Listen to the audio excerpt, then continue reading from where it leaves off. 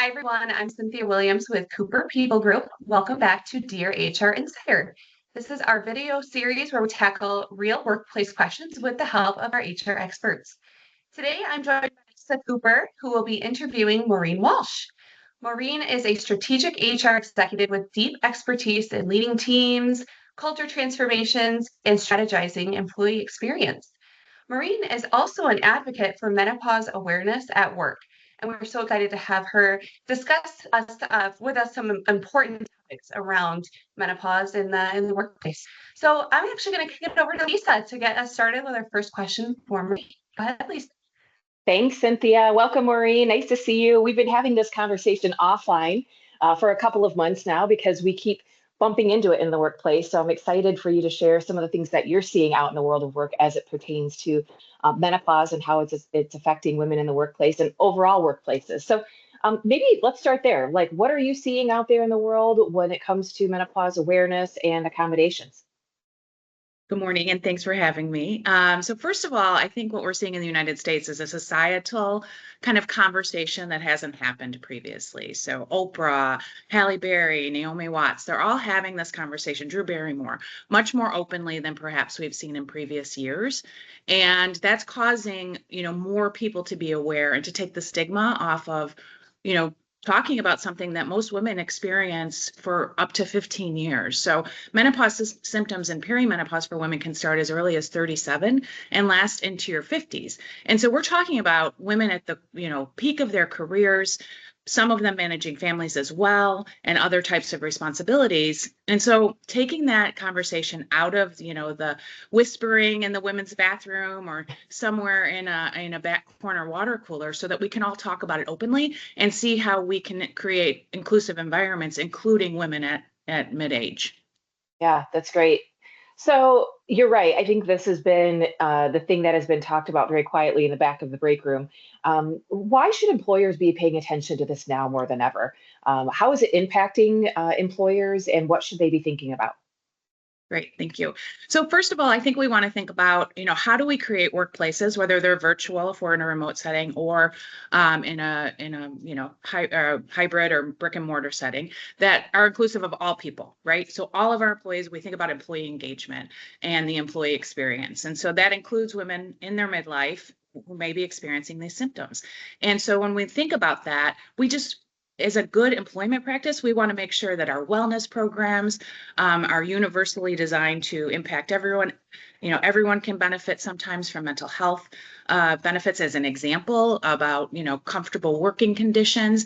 And so first and foremost, we want to think about employee engagement.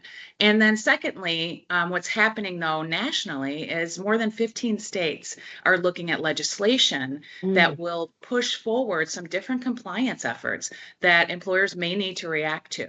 So Rhode Island is the first, and they, over the summer, passed a bill that requires workplace accommodations for women in the workplace in Rhode Island. So just like we have other interactive process in our ADA processes, menopause symptoms are now on that list. And so that's an important milestone that we saw over the summer. Here in Michigan, the governor and several legislators have started efforts and bills in the House to push forward both menopause accommodations, perhaps, but also insurance coverage. And there is currently the Michigan Women's Commission has a roadshow called Menopause, It's a Movement, where they're doing a survey of workplaces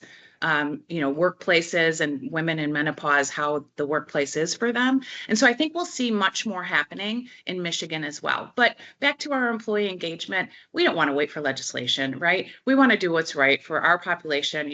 Look at the demographics of your workforce.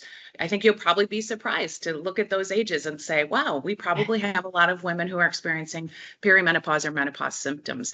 And we just want to make great workplaces so people can be productive and we can have great talent pipelines. Yeah, absolutely. So what are you thinking about? Like, are there steps employers should be taking today? Like, what are some of those reasonable accommodations? Like, how might we think about meeting people where they're at and creating those spaces for people to not have to run home or, take a day off of work or, so on and so forth? Because I think perimenopause and menopause affects many of us women very, very differently. And it changes over the course of 10, 15, maybe even 20 years that people are, experiencing the impacts of this major life change from a physical perspective and an emotional perspective, and therefore impacts every other aspect of our lives, right? Absolutely. And I think that, like I said, we don't need to wait for legislation when we look at our Yeah. workplaces. And in fact, we don't need to do things that are necessarily special. Look at our wellness programs. Most of the time, we're going to have aspects of our wellness programs that are, appeal to different people at different points in their life stage. And so just making sure that our wellness programs are inclusive of, women's needs in this time of their lives, because all women are going to go through it, albeit differently. Yeah. So taking a look at our wellness programs, taking a look at our insurance benefits. So talk to your broker and really do a deep dive to see what's covered as far as menopause and perimenopause symptoms, as well as, pre-approval needed for different types of therapies. And so we want to look at those. Our insurance brokers are our great partners in that. And then we also can look at our plan design to see if there's any add-ons, something like, a wellness program that's really targeted for women, either in their fertility years, there's something called Carrot, or something later in years, for their midlife years. And so taking a look to see, based on our population of our employees, would that make sense for our plan design? Yeah. And then thinking through workplace, just the physical aspects of it. If I work in a manufacturing environment and I have a very, very heavy uniform on and I'm going through hot flashes, that's going to be very uncomfortable, right? So like taking a look, if you have a women's resource group in your company, talk to them, see what, do some human-centered design around this and ask people what would be important to them so that you can make good changes or decisions based on what your employees need, not necessarily what we think they may need. That's so great. One of the things that I've seen at some of our clients, which I think it's such a little thing, but so meaningful, is to have available at no cost feminine hygiene products in the restroom for women, right? Like, especially if that's probably 50% of your population, again, depending on your demographic, right? Sometimes just those little things can mean so much and really help to turn someone's day around, and when an unexpected visitor arrives. And so I think, it doesn't have to be something big and enormous. It can be, there's little levers that we can pull as employers that make a big difference for our employees. So I love that. Maureen, oh, please go ahead.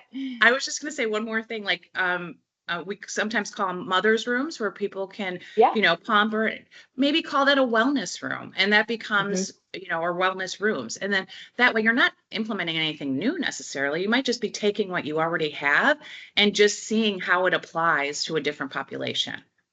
Absolutely. Creating more equity for all, which we all love. Thank you very much. This has been great. Cynthia, I'll turn it back over to you to close us up. Maureen, it's been a wonderful conversation. I look forward to continuing the conversation and helping the world of work get ready for the change that is about to happen. Yeah, thank you. Absolutely. Yeah, thank you so much for your insights, Maureen. They were very insightful, and thank you for your expertise. Thank you also to everyone who submitted questions to Dear HR Insider. And if you'd like to connect with Maureen, she is on LinkedIn. I'll be sure to tag her, or you can email her directly at maureen.walsh2025.com. Now, remember, if you have an HR dilemma that you'd like featured, you can submit those directly to us through our Dear HR Insider form. And remember, your questions do stay anonymous, but the advice that we share can help a lot of workplaces facing the same challenges. Be sure to follow along with Cooper People Group on LinkedIn to catch future episodes and more practical HR insights. Thank you for watching, and we'll see you next time.